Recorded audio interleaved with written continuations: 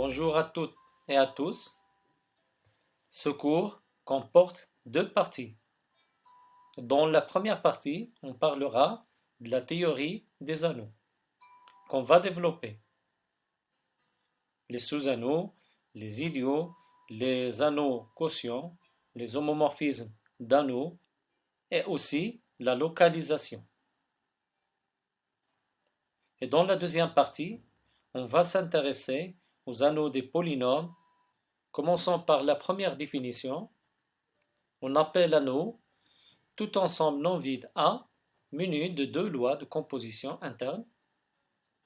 La première est notée souvent additive, plus, et la deuxième loi multiplicative est notée souvent fois, ou bien point, tel que A muni de la première loi additive est un groupe commutatif, est un groupe abélien. Deuxièmement, la multiplication est associative, c'est-à-dire x fois, ouvrez la parenthèse y fois z, égale à x fois y entre parenthèses fois z, quel que soit x, y, z, trois éléments de A. Et troisièmement, la multiplication est distributive à droite et à gauche par rapport à l'addition, c'est-à-dire x fois y plus z entre parenthèses égale à x fois y plus x fois z. Et, ouvrez la parenthèse, y plus z, fermez la parenthèse fois x égale à y fois x plus y fois z. Quel que soit x, y, z, trois éléments de A. Et enfin, la multiplication possède un élément unité noté 1 de A, qui vérifie 1 de A fois x égale à x fois 1 de A égale à x, quel que soit x, un élément de A. Si de plus la multiplication est commutative, l'anneau A est dit un anneau commutatif. Exemple d'anneau, les ensembles Z, Q, R, C, Z sur NZ, l'ensemble des fonctions réelles définies d'un intervalle I dans R, munis de la loi plus et multiplication, ce sont des anneaux commutatifs. Par contre, l'ensemble des fonctions réelles définies de R dans R, munis de la loi plus et la composée, est un anneau non commutatif.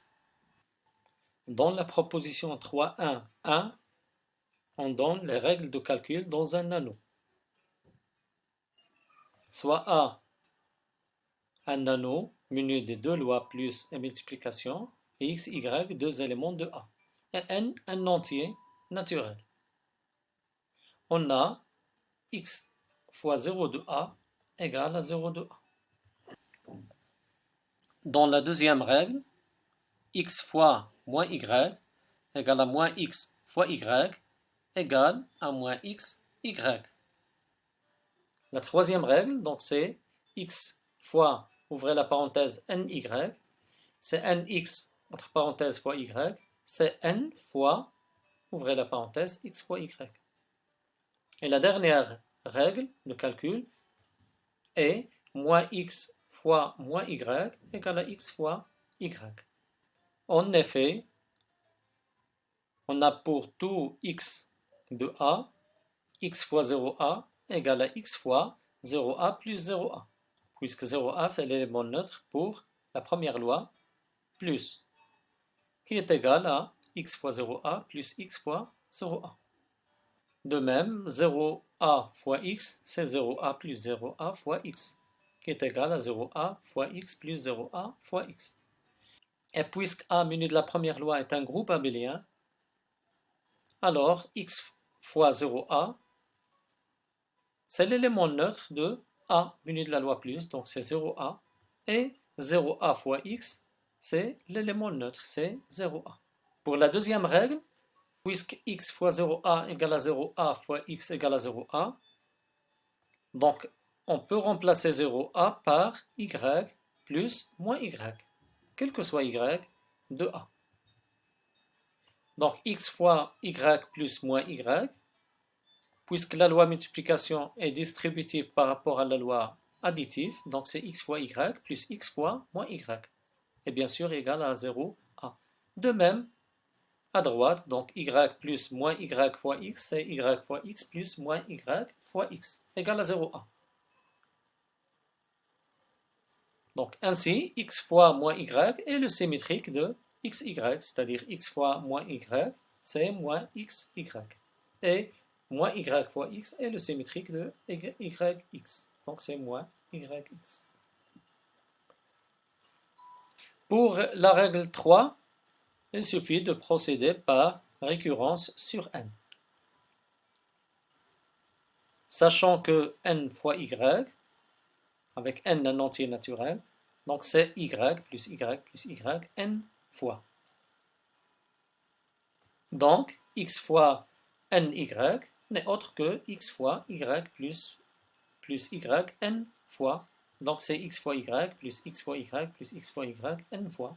Donc c'est n fois x y. Donc ici on peut procéder par récurrence. Et de même à droite, donc n fois x fois y. Donc c'est x plus x n fois y.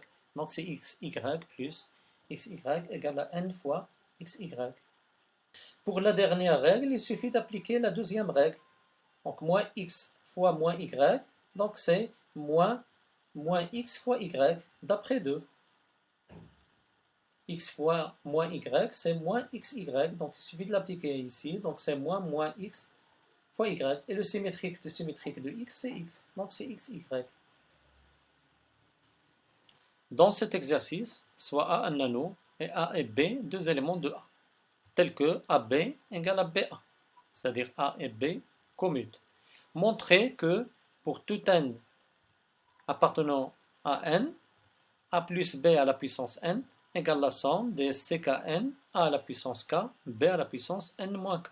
Avec ckn, c'est la combinaison de k éléments parmi n. C'est n factoriel sur k factoriel fois n moins k factoriel. Utilisons une démonstration par récurrence sur n. Pour n égale à 1, remarquez que a plus b à la puissance 1, c'est a plus b. Et c'est C01 fois a à la puissance 0, b à la puissance 1, plus C11, a à la puissance 1 fois b à la puissance 0. Avec C01 égale à C11 égale à 1. Donc la propriété est vraie pour n égale à 1.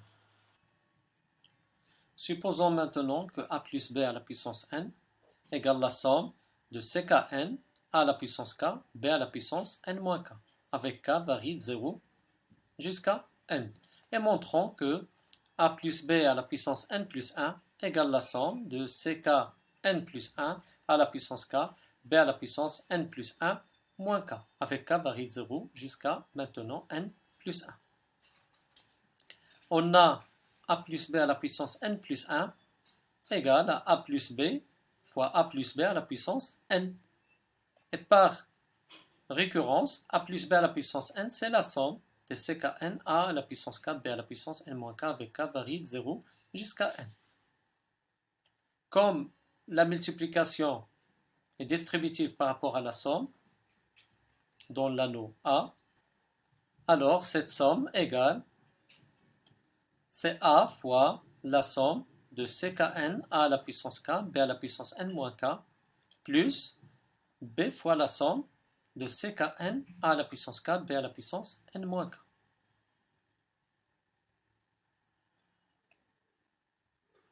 Et toujours la loi multiplicative et distributive par rapport à la loi plus additive. Donc, ceci est égal à la somme de ckn a fois a à la puissance k, b à la puissance n moins k, plus la somme de ckn b fois a à la puissance k fois b à la puissance n moins k. Remarquez ici que a fois a à la puissance k, c'est a à la puissance k plus 1. Donc maintenant, on doit montrer que b fois a à la puissance k fois b à la puissance n moins k égale a à la puissance k, b à la puissance n plus 1 moins k. Et utilisons le fait que a et b commutent. Donc par récurrence sur k, montrons que b fois a à la puissance k fois b égale à la puissance k fois b au carré. En effet, pour k égale à 1, b fois a fois b, c'est a fois b, puisque b fois a, c'est a fois b. A et b commutent. Donc c'est a fois b fois b. Et b fois b, c'est b au carré. Donc la propriété est vraie pour k égale à 1.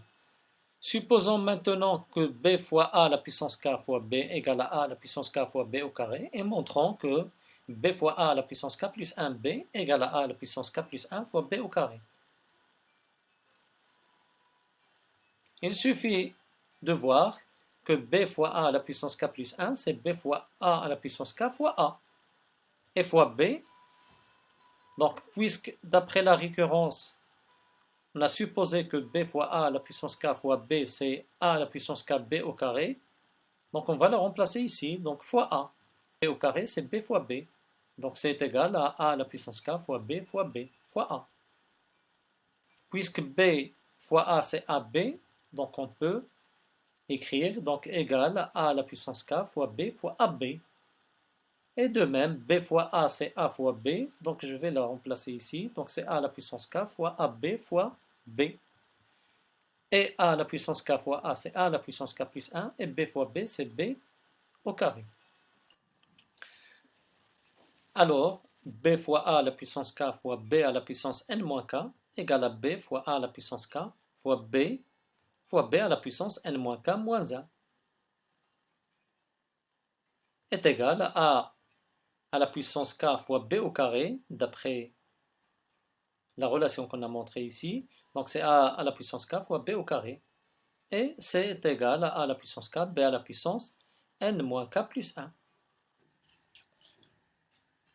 La relation étoile devient donc, sous la forme, la somme Cnk a à la puissance k plus 1, b à la puissance n moins k, avec k varie de 0 à n, plus la somme de Cnk, donc b a à la puissance k, b à la puissance n moins k devient, d'après la démonstration par récurrence, a à la puissance k, b à la puissance n moins k plus 1. Et en effectuant un changement de variable, i égale à k plus 1 dans la première somme, donc on obtient la somme de i allant de 1 jusqu'à n plus 1, c'est ni moins 1, a à la puissance i, b à la puissance n moins i plus 1. Pour la deuxième somme, reste fixe.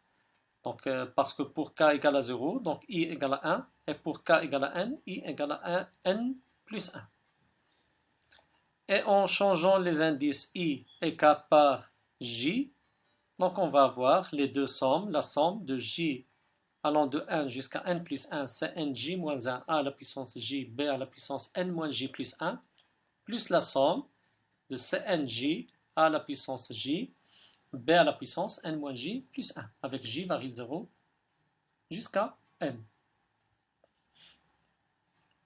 En prenant le dernier terme de la première somme, c'est-à-dire cnn a à la puissance n plus 1, et le premier terme de la deuxième somme, c'est-à-dire j égale à 0, on obtient Cn0 b à la puissance n plus 1.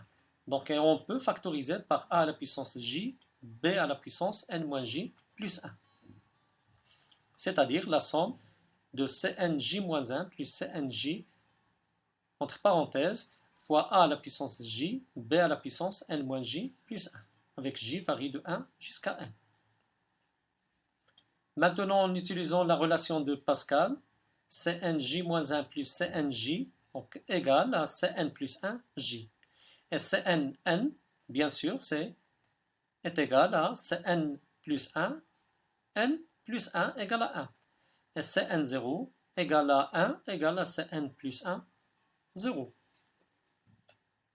Ainsi, cette somme, c'est la somme de Cn plus 1j a à la puissance j, b à la puissance n plus 1 moins j, avec j varie de 0 maintenant jusqu'à n plus 1. Et cette somme, elle est égale à plus b à la puissance n plus 1.